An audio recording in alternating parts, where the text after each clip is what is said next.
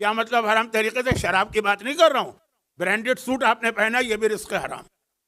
कल बयान हो चुका है, हर चीज की वजाहत आज नहीं कर सकता हूँ, आज तो वक्त भी नहीं है, कल आपका वर्किंग डे। तो खैर वो आ गया ना इसराफ और फजूल खर्ची के हवाले से। कल इमामी का वाकया सुन लीजिए। इमाम का एक गुलाम है यासिर, जिसपे आगा सिस्तानी ने एहतियात वाजिब लगाई अपनी किताब code of practice for Muslims in the waste.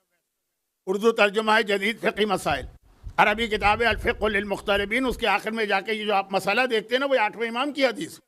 Yasir वो कहते हैं कि मैं इमाम का खादिम, एक दिन हम चंद गुलामों ने फल खरीदे। ये 8वें इमाम का वाक़या है, 8वें इमाम का। मजलिस भी 8वें इमाम की है, मौजू भी मैं अपने मौजू से हट के इधर उधर फ़िलहाल तो नहीं जा रहा हूँ। हम लोग फल खा रहे थे, लेकिन तरीका यह था कि हम आधा फल खाते थे, आधा फेंक देते थे, आधा खाते थे, आधा फेंक देते थे। इमाम गुजरे। एक वो हदीस याद कीजिए कि इमाम ने जब ये सुना, वो कनीज मिट्टी खाती है, इमाम जलाल में आ गए। वो चीज़ें आ चुकी। आज इमाम ने मंजर देखा, इमाम एक मरतबा फिर जलाल में आ गए। अपने गुलामों से कहा, क्या तुम्हारा तरीका?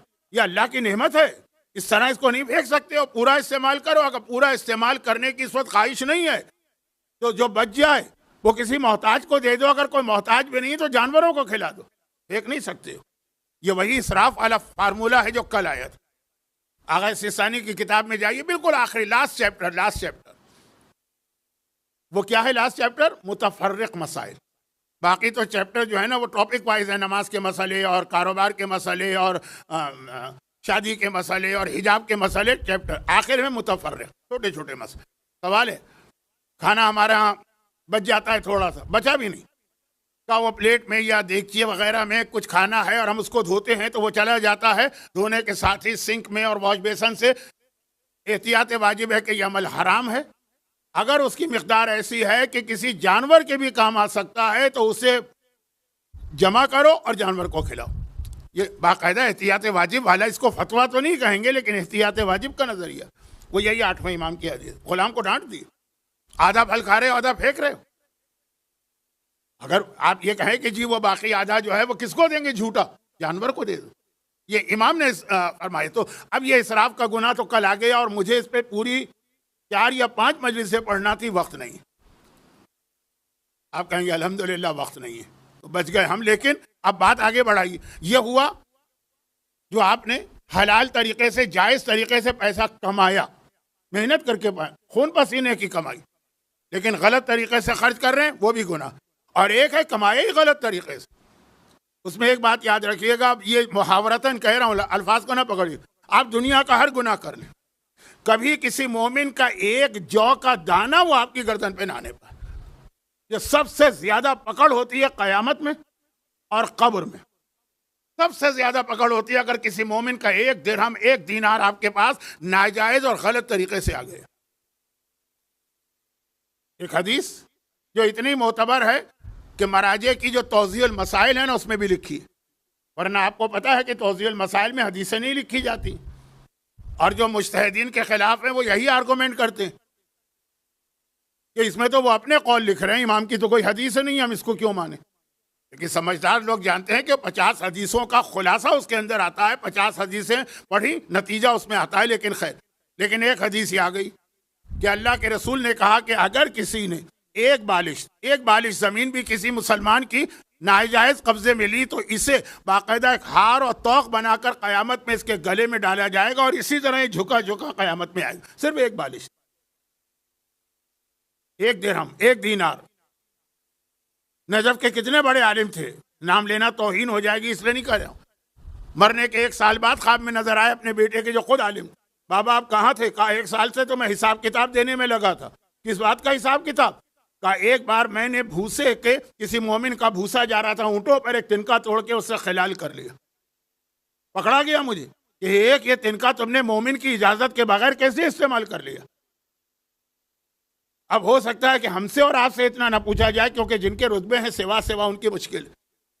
लेकिन बहरहाल एक दिरहम, एक दीनार किसी का नहीं आना चाहिए। हमारे यहाँ कर्जा लेते लोग वापस नहीं करते, हमारे यहाँ लोग कारोबार में शरीक होते हैं, फ्रॉड करते हैं। ये वाकया हमारे तकरीबन तमाम मशहूर उलमा ने अपनी किताब में लिखा।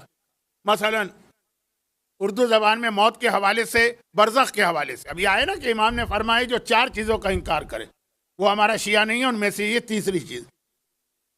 तो बरज़ख के हवाले से जो हमारे यहाँ बहुत मशहूर उर्दू में 2 किताबें हैं, एक है शेख अब्बास क़ुम्मी की मनाज़िलुल आखिरत, इंग्लिश भी तर्जुमा हुआ है, और एक है शहीद दस्ते गैब शिराजी की बरज़ख।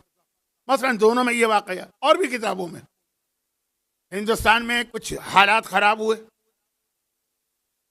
शायद वही ज़माना होगा जब अंग्रेज़ कब्ज़ा कर रहे थे, एक शाही ख़ानदान, उसके ख़िलाफ़ दुश्मन कामयाब हो गए, वो भागा। कल जनाब फ़िज़ा के हवाले से एक जुमला मैंने अर्ज़ किया था ना, वो अपनी जगह एक उसूल है कि अब ये जो बादशाह शहजादे होते थे पहले ज़माने में, तो इनके पास कीमती, बहुत ही कीमती हीरे जवाहरात मोती होते थे, क्योंकि वो सिस्टम तो है नहीं ना कि वो बैंकिंग का या कोई और निज़ाम। छोटी सी थैली में उनकी सारी कमाई आ जाए। कमाई कौन सी? जो मिलियन हो। इतने कीमती हीरे जवाहरात मोती डायमंड जो आप लोग अपनी बीवियों को देते होंगे बर्थडे में या किसी और मौके पे, तो वो ताकि छोटी सी थैली हो और कीमती चीज़, जिसको अंग्रेजी में कहते हैं प्रीशियस स्टोन्स, वही उनका असासा होता है, वही वो लेके भागते हैं। क्यों ना चाहिए, वहाँ से ये हिंदुस्तान से नजफ़ आ गया। नजफ़ मोमिन था और ये बहुत कीमती, इसकी सारी ज़िंदगी है। शहजादे जो है ना ज़्यादा लिखते पढ़ते हैं, ना कोई काम करने के आदी होते हैं, ना उनके पास कोई हुनर होता। कल जनाब फ़िज़ा के हवाले से बात आ चुकी। मैं बहुत जल्दी आगे बढ़ रहा हूँ क्योंकि वाक़या शायद मशहूर भी बहुत। ठीक है, अब ये कि पुराने ज़माने में कोई ये सेफ डिपॉजिट लॉकर बैंक वगैरह तो होते ही नहीं इसके पास। इसको किसी ज़रूरी काम से नजफ़ से बाहर जाना पड़ गया कई महीनों के बाद। अब पुराना ज़माना है, रास्ते गैर महफूज हैं, डाकू वगैरह तो डेजर्ट और सहरा में घूमते हैं। 50 साल पहले तक आप हज नहीं कर सकते थे, या हज करते थे लोग तो मदीने नहीं जाते थे। तौहीन की नियत से नहीं, मक्के से मदीने का रास्ता इतना खतरनाक था कि बस जद्दा में उतरे जहाज से, हज किया, वहीं से वापस चले गए। और ये वाकया तो 150-200 साल पुराना। तो अब वो क्या करे? ये अपने साथ लेके जाए, और अगर रास्ते में डाकुओं ने हमला कर दिया तो छीन के ले जाएंगे, छीन के ले जाएंगे, सारी जिंदगी तबाह। फिर क्या करेगा ये शहजादा? जमीन तो नहीं खो देगा। और अगर यहाँ किसी के पास रखवा के जाए तो किस पे भरोसा करे? जो सगा भाई आपका हक खा लेगा, सगी बहन हक खा लेगी। बहुत परेशान। जाना भी जरूरी है क्या? आखिर इसके जहन में आया कि जो मौला का रोज़ा है बाबुल क़िबला, यहाँ से आजकल मर्दों की एंट्री होती है, जो आगा सिस्तानी के घर से जो रास्ता जाता है, वहाँ पे एक दुकान थी एक अत्तार की। आजकल का समझ लीजिए फार्मेसी। वो अत्तार जो जड़ी बूटियों का काम करते हैं और पुराने ज़माने की दवाएं बनाते हैं, वो बहुत ही मुत्तकी इंसान। और उसका तरीक़ा था कि रोज़ाना ज़ोहर की नमाज जब ख़त्म होती थी और मजमा बाहर आता था, रोकता था लोगों को, सिर्फ 5 मिनट, कोई हदीस, कोई कुरान की आयत, इमाम का कोई वाक़या, नसीहत वाला, तबलीग वाला, वो सुनाता था। 5 मिनट, कोई मुश्किल काम नहीं है। लोग सुनते थे, असर लेते थे, रोते थे। जो पैगंबर की एक हदीस भी है, बात से बात निकलती हुई कहीं और न चली जाए, लेकिन वही कि मिनल क़ल्ब इलल क़ल्ब। बाद लोगों की ज़बान में ऐसी तासीर होती है कि उनके दिल से बात निकलती है और सामने वाले के दिल में उतर जाती है। तो ये इसी अंदाज से नमाजी भी है, परहेजगार भी है, चेहरे पे दाढ़ी भी है, नजफ में मौला के बिल्कुल सामने इसकी दुकान। ये कई महीनों से देख रहा है इस आदमी को। तो कहा कि ये मैं तो और किसी को नहीं जानता, ये फिर भी समझ में आ रहा है कि इतनी तबलीग कर रहा है तो ये आदमी ठीक होगा। उसके पास गया और कहा कि एक अमानत है, रखवाना चाहता हूँ, वापस आके ले लूँ। क्योंकि रिवायत में बहुत ज़्यादा इस हक़ मोमिन की ताकीद की गई कि अगर कोई अमानत रखवाए मजबूरी में तो अमानत ले लो और वापस भी करो। हदीस तो ऐसी है कि मैं पढ़ूंगा तो आप कंफ्यूज हो जाएंगे। चौथा इमाम ही की हदीस, चौथे इमाम का जिक्र चल रहा है ना, याम अज़ाब ही चल रहे हैं हमारे हिसाब से। अगर मेरे बाबा का कातिल वो तलवार ला के अमानत रखवाए जिससे उसने मेरे बाबा को शहीद किया है, तब भी ये अमानत है, मैं उसको वापस करूँ। देखिए, इससे ज़्यादा सख्त अल्फाज क्या हो सकते हैं अमानत के लिए? तो उसने कहा यकीनन मैं ये काम करता हूँ, यानी मैं मोमिनों की मदद करता हूँ। अच्छा, अब सबके सामने बात नहीं हो सकती है क्योंकि इतनी कीमती अमानत है, लोगों को पता ना चले, तो छुपा के रखता है ना। चुनाचे पीछे के कमरे में गया, या अमानत लेके चला गया। 2-4 हफ्ते के बाद, 1 महीने के बाद जब वापस आया तो दिल तो उसका उसी में अटका हुआ था। अपने सफर में भी आते ही पहला काम ये किया कि सामान फेंका अपने मुसाफिर खाने में, सीधा आया। वो अमानत दे दो, बहुत बहुत शुक्रिया, बड़ी जहमत हो। उसने कहा कैसी अमानत, कौन सी अमानत, तुम हो कौन, मैंने तो आज तक तुम्हें देखा ही नहीं।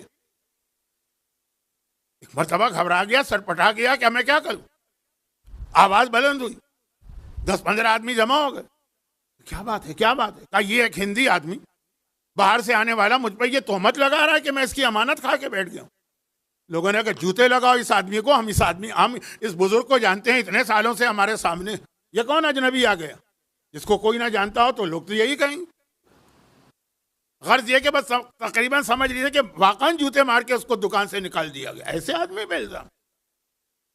अब ये क्या करे, वही करे जो आप करेंगे। मौला के शहर में बैठा हूं, मौला का मेहमान हूं, जाके मौला से फरियाद करूंगा, किसी और के सामने क्यों हाथ फैलाऊं। सीधा गया, जरी पकड़ लिया और या अमीरुल मोमिनीन, मेरी तो सारी जिंदगी तबाह हो गई। आपका मेहमान बन के आपके शहर में आया था।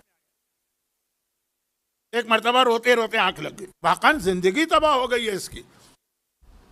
ख्वाब में मौला आए और कहा कि आए शख्स, कल सुबह नजफ के दरवाजे जब खुलेंगे बाहर निकलना, पहला जो आदमी नजर आए उससे अपनी अमानत मांगना। नजफ में 100 साल पहले तक वो 4 दीवारी थी, सूर, जिसके अंदर 6-7 दरवाजे थे जो हर शहर में होते थे। दिल्ली में भी होते थे, लाहौर के अंदर भी होते थे, कराची में भी होते थे। तो कराची में तो अब तक एक मीठा दर है, दर माने दरवाजा, एक खारा दर।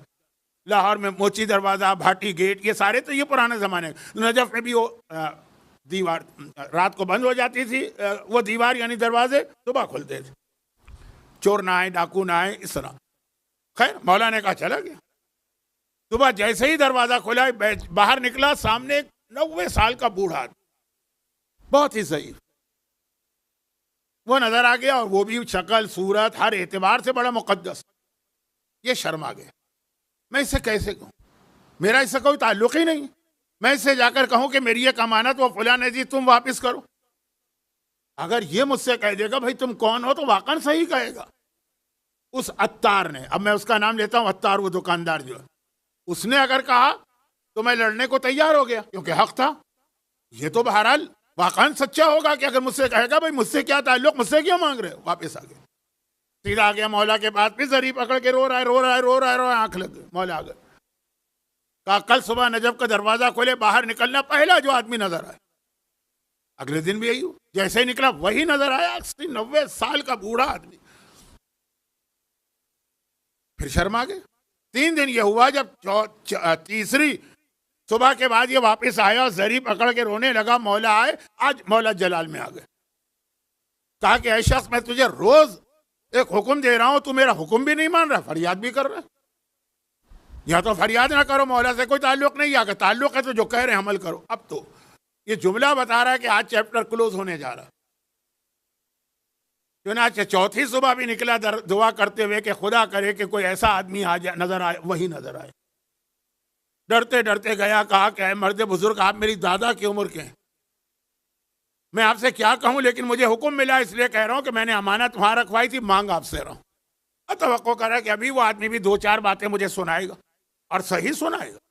तुम हो कौन जो मुझसे मांग रहे हो, तो मेरा तुम्हारा। लेकिन उसने ये नहीं कहा, तो कमर पकड़ के पहले तो आ भरी, आह चलो मेरे साथ। इसे लेके नजफ में दाखिल हुआ। अब ये फजर का वक्त है, जोहर तक के लोग मौला के हरम में बैठे खामोश। जोहर के बाद जब मजमा बाहर निकला, वही जो दुकानदार है अत्तार, लोगों को मालूम है, रुक गए लोग, अभी 5 मिनट की तकरीर होगी। ये आगे बढ़ गया, कहा कि आज इजाजत है कि मैं खिताब कर लूं। सबने देखा, 100 साल का बूढ़ा और नूरानी चेहरा, हर एतबार से ठीक है। कहा अच्छा आज आप कर लें। कहा मैं क्या तकरीर करूं, मैं अपनी जवानी का वाकया सुनाता हूं। इसी नजफ में मैं था, 70 साल पहले की बात है, 80 साल पहले की बात है। एक मरतबा मुझे अपने एक पड़ोसी से कर्जा लेना पड़ा, और वो था गैर मुस्लिम। मैंने उससे कर्जा ले लिया 10 दीनार, और ये तय हुआ था कि हर महीने में आधा दीनार वापस करूंगा। उस वक्त की वैल्यू करेंसी बहुत बड़ी चीज़ें, आधा दीनार। तफसीलात में जाने का कोई फायदा है नहीं। आधा दीनार वापस करूंगा, तय हो गया। और मैं आधा आधा दीनार वापस करने लगा। 4-5 महीने गुजरे, आधा कर्जा आधा हो गया। मुझे किसी काम से नजफ से जाना पड़ा। महीने की पहली तारीख को देता था आधा दीनार, अब मसलन 10 तारीख आ गई तो अभी 20 दिन बाकी है ना, कोई कर्जे की डेट नहीं आई। मैं गया, वापस आया। घर वालों ने कहा आपको पता है आपकी गैर मौजूदगी में हमारे पड़ोसी की मौत हो गई। पड़ोसी था। अब जब ये सुना तो पहले तो उसके घर गया, पुरसा उर्सा दिया, फिर वापस आया। मैंने सोचा ये मर गया, कोई गवाह नहीं है, कोई डॉक्यूमेंट नहीं है, दोस्ती थी, पड़ोस था, बातचीत थी, तो उसने भी ट्रस्ट करते हुए दे दिया था मुझे। और ये गैर मुस्लिम भी है, अगर मैं वापस ना करूं तो क्या। बस मैंने वो बाकी जो रकम थी ना उसके वारिसों को बताया, ना खुद को इरादा किया, बैठ गए। शब जुमा आ गई। मैं सोया, मैंने ख्वाब देखा। क्या देखा? मैंने देखा कि क़यामत का दिन आ गया, लोग कब्रों से निकल रहे हैं, मैं भी निकल रहा हूँ। मुझे क़यामत का लिबास होता है ना, कफन पहन के निकल रहा हूँ। मेरा हिसाब किताब हुआ, सबकी ठीक ठाक मामला चल रहा है। पता चला फरिश्तों को ऑर्डर मिला, मैं बहुत शॉर्ट कर रहा हूँ, उसके बावजूद वक्त बहुत गुजरा जा रहा है तो मेरे हाथ पाँव भूल रहे। पता चला कि कहा कि जाओ इसे जन्नत में ले जाओ। ले जाओ क्या मतलब? इसको बता दो ये जन्नत का रास्ता है, वो सामने जन्नत नजर आ रही है, वहां जाओ। जन्नत के लिए पुलिस सिरात से गुजरना होगा। 2-3 दफा इशारतन पुलिस सिरात की बात आ गई। कल जाओ, रास्ता तो वही। चला, खुशी खुशी चला। क्यों? एक तो हिसाब किताब मेरा बिल्कुल परफेक्ट हो गया कि मुझे जन्नत मिल गई। दूसरा, पुलिस सिरात पे कदम रखने के लिए जरूरी है कि अली आपको लिख के दे, ये हमारा शिया, वो भी मुझे मिल गया। ला यजूज़ु अहदुन सिरात इल्ला मन कतबा लहू अलीयुनिल जवाज। जवाज तो आज भी जानते हैं आप, जवाज कहते हैं पासपोर्ट को। बोले सिरात से कोई गुजर नहीं सकता जब तक कि अली उसको पासपोर्ट ना दे दे। पासपोर्ट भी मिल गया। अब लेके चला मैं। बोले सिरात भाई बाल से ज्यादा बारीक, तलवार की धार से ज्यादा तेज, आग से ज्यादा गर्म, तय करता जा रहा हूँ, आराम से, कोई प्रॉब्लम नहीं। आखिर में पहुंचा। बोले सिरात के आखिर का नाम रिवायतों में आया है मिरसाद। और यह सूरह फज्र जो सूरह इमाम हुसैन कहलाता है, वल फज्र वलयालिन अश्र, अलम तरा कैफ़ फ़अल रब्बुका बिआद इरम ज़ातिल इमाद अल्लती लम युख़लक़ मिस्लुहा फ़िल बिलाद। उसकी आखिरी आयत है इन्ना रब्बका ला बिल मिरसाद। ऐ गुनाहगारों, तुम्हारा रब मिरसाद पे बैठा हुआ है। तुम्हारा रब मिरसाद पर है बैठा, तो मैंने बढ़ा दिया इन्ना रब्बका ला बिल मिरसाद, मिरसाद पर है। मौला मिरसाद क्या है? कापुर सिरात का आखिरी हिस्सा है। सारी चीजें मैं शॉर्ट कर रहा हूं, फिर भी पता नहीं वक्त कहां भागा जा रहा है। अब वहां पे पहुंच गया, ये आखिरी है पुलिस रात, इसके बाद जन्नत का दरवाजा, बिल्कुल आखिरी। वहां पहुंचा, जन्नत नजर आ रही, भागना चाहता हूं एकदम से। मैंने देखा नीचे तो जहन्नम होती है ना, पुलिस रात के नीचे जहन्नम है। वो जहन्नम के शोले बुलंद होने लगे, शोले उठते उठते वो मेरे बराबर आ गए पुलिस रात। और उसमें कोई आदमी जल रहा था। जहन्नम में कोई जल रहा होगा तो क्या हालत होगी? इमाम की हदीस है ना कि जो दुनिया में आग है ना, जहन्नम की आग को 70 मरतबा अल्लाह ने पानी से धोया तो ये दुनिया की आग बनी। किसी ने जाके कहा था या अमीरुल मोमिनीन, मेरा दिल चाहता है मैं गुनाह करूं, आप इजाजत दे। कहा मैं एक शर्त पे इजाजत दूंगा, जाओ अपने किचन में जाके आग, खूब आग रोशन करो, उसमें जाके बैठे जाओ, जितनी देर बैठ सकते हो उतनी देर का गुनाह कर लो। ये गुनाह करोगे तो क्या होगा? खुदा आग में जलाएगा? इतनी आग तो मैं बर्दाश्त कर ही सकता हूँ। और ये कौन सी आग है? जहन्नम की आग को 70 और एक रिवायत में 70,000 मरतबा धोया गया। पहले धोया, फिर धोया, फिर धोया, ठंडी होते होते ये आग बनी। अब आप हैरान होंगे कि आज की मजलिस, हाँ ये लग रहा है कि क्यों मौलाना बदनाम। कहा कि वो मेरे सामने आग में जल रहा है और वो मेरा रास्ता रोक के खड़ा हो गया। मैंने कहा तुम हो कौन? जहन्नमी हो ना, जहन्नम से निकला, हटो मेरा रास्ता छोड़ो, मैं जा रहा हूं। कहा मैं तो नहीं जाने दूंगा। मैंने फरिश्तों से कहा, जो हर जगह फरिश्ते थे पुलिस से रात, अरे हटाओ इस जहन्नमी को, एक जन्नती का रास्ता रोक रहा। फरिश्तों ने कहा सॉरी, जब तक कि ये इजाजत नहीं देगा हम इसको नहीं हटा सकते। अब मजबूर हो गया। मैंने कहा तुम हो कौन? कहा भूल गए, मैं तुम्हारा वो पड़ोसी हूं जिसके 5 दीनार का हक तुम पर बाकी, और तुमने ये हक अदा नहीं किया, मेरे वारिसों का रकम नहीं पलटाई। जब तक कि ये अदा नहीं करोगे मैं तुम्हारा रास्ता नहीं छोड़ूंगा। और फरिश्ते कह रहे हैं कि हम मजबूर, ये ऑर्डर है यहाँ मिरसाद पर कि जो रास्ता रोक रहा है जब तक कि वो राजी ना हो, जन्नती को न जाने दो। ये जन्नती है। कौन जन्नती है? जो बूढ़ा ख्वाब दिखा। अब मजबूर हूं। मैंने कहा भाई किसी तरह को मुसालियत कर लो, तुम तो हो ही जहन्नम में, मेरी जन्नत क्यों खोटी कर रहे हो? हम तुम पड़ोसी थे, दोस्त थे, साथी थे, ख्याल करो। उसने कहा कुछ नहीं, मैं तो अपना हक लूंगा। तो मैं कहां से हक दूं? कौन से दिरहम दीनार मेरे पास इस कफन के अंदर है? कहा मैं लूंगा। ये कह के उसने हाथ बढ़ाया और अपने वही उंगलियां जो आग में जल रही हैं मेरे सीने पे रख के उसका गोश्त नोच लिया और चला गया वापस। ये कहा उस बूढ़े ने और अपना कुर्ता खोला कि नजफ के लोगों देखो 70 साल हो गए, ये अब तक जख्म मौजूद है और अब तक मैं इसकी तकलीफ से तड़प रहा हूं। एक गैर मुस्लिम का मैंने कर्जा लेके वापस नहीं किया। ये फिर भी बेहतर है, ये फिर भी बेहतर है, बजाय इसके वहां पुलिस रात पे रोक कर ये गोश्त नोचा जाए। यहां पे रोक लिया गया, यहां पे उसको अजाब की एक शक्ल आ गई। ये फिर भी बेहतर है, यहां मिल गया वहां नहीं मिलेगा। ये कह के वो बूढ़ा तो चला गया, कुर्ते के बटन बंद किए, चला गया। सब लोग रो रहे हैं। वो दुकानदार ने इस शहजादे को रोक लिया, ठहर जाओ। मजमा चला गया, लेके अंदर गया दुकान के, थैली ला के दे दी कि मुझसे बड़ी गलती हुई, पुलिस सिरात पे मेरा रास्ता रोकना। एक एक दिरहम और दीनार अगर किसी मोमिन का, यह गैर मोमिन है नहीं, गैर मुस्लिम है, और भी नीचे कैटेगरी। क्या सोच के लोग एक दूसरे का हक मारते हैं? क्या सोच के लोग कर्जे लेके वापस नहीं करते? क्या सोच के लोग हुकूक नास में, माली मामलात में इतने लापरवाह हो जाते? और इमाम फरमा रहे हैं जो अजाब कब्र का इनकार करता है वो हमारा शिया नहीं। और वाकयात भरे पड़े हैं कि खुद पैगंबर अपनी आंखों से देख कर आए। पैगंबर की आंखों पे तो अबू जहल भी यकीन कर लेता है कि आप यकीन नहीं करेंगे। तो आपको इसका इलाज है। अब देखिए, इसीलिए मैंने मजलिस यहां से शुरू।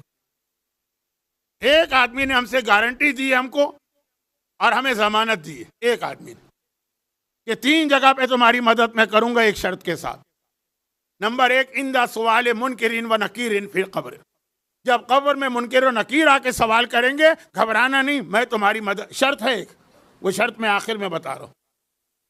दूसरा, व इंदा ततायुरुल कुतुब। अब मुनकिर और नकीर के सवाल की अहमियत समझ। जब मुनकिर और नकीर आके सवाल करेंगे ना हमसे, वही 6 सवाल नहीं होंगे जो आपने सुने।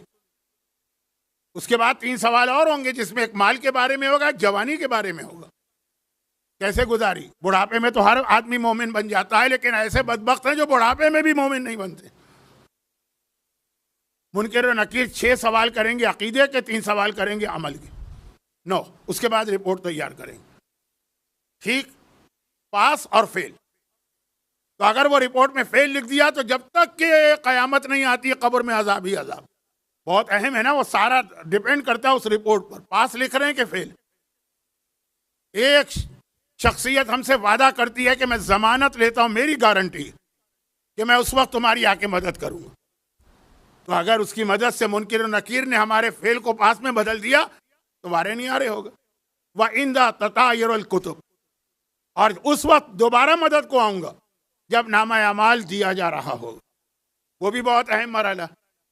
अगर सीधे हाथ में दे दिया गया तो सीधे हाथ का मतलब ही है कि अभी हिसाब किताब नहीं हुआ, अभी तराजू में अमाल तोले नहीं गए, लेकिन सीधे हाथ का मतलब ही है कि बेड़ा पार हो रहा। और उल्टे हाथ में दे दिया गया तो अभी हिसाब किताब नहीं हुआ, लेकिन ये उल्टा हाथ खुद निशानी है, गड़बड़ होने जा रही। उस हस्ती ने वादा किया है कि मैं आके उस वक्त तुम्हारी मदद करूं।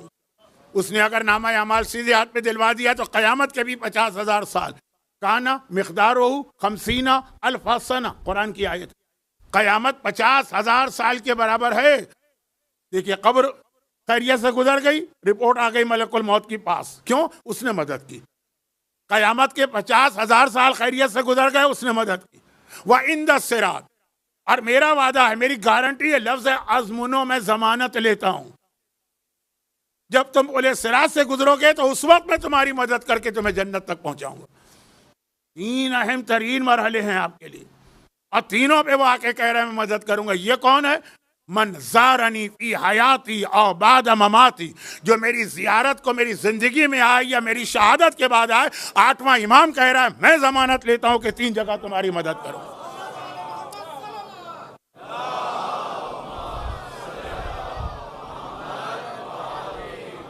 देखिए, इतने स्ट्रॉन्ग वर्डिंग के साथ जियारत, हर मासूम की जियारत की हमारे पास हदीस मौजूद है। इतनी हदीसें हर इमाम के लिए अलग अलग। रसूल खुदा की जियारत का सवाब, शहजादी की जियारत, इमाम अली से लेके इमाम हसन से लेके छठे से लेके 8वें से लेके 10वें से लेके 11वें, इतनी हदीसें हैं कि किताब बन गई है कामिलो ज़ियारात। आजकल तो हर एक को ये किताब मालूम है, क्योंकि करबला लोग ये किताब बगल में दबा के जाते हैं। अरबी किताब है और उस अजीम तरीन आलिम की है कि जिनकी कब्र 7वें इमाम के रोज़े के अंदर उनके शागिर्द शेख मुफीद के साथ है। दो उस्ताद शागिर्द की कब्र एक साथ है 7वें इमाम के रोज़े में रवाक के अंदर। खैर, इतनी हदीसें, लेकिन इतनी स्ट्रॉन्ग वर्डिंग वाली हदीस या आका हुसैन की करबला की जियारत के लिए है और या फिर 8वें इमाम की जियारत के लिए। बाकी हर इमाम की जियारत की फजीलत आई है, मेरे जुमलों को गलत ना समझिएगा।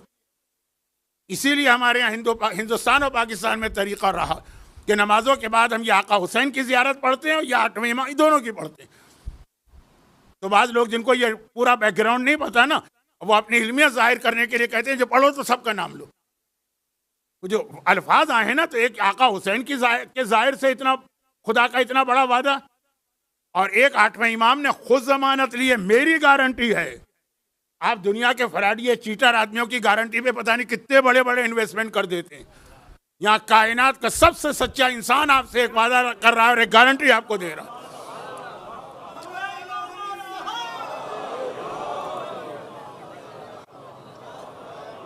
अब यहाँ पे आके देखिए दो बातें हो गई।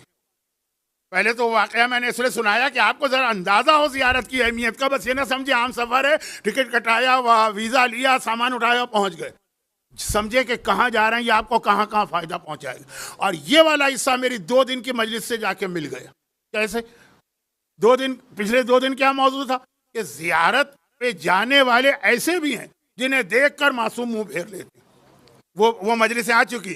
तो जियारत का वादा है, लेकिन शर्त यह कि जियारत वो जो 8वें इमाम चाहते हैं। और हमारे पास 8वें इमाम के कितने ही वाकयात हैं उनके जज रसूल खुदा की तरह से।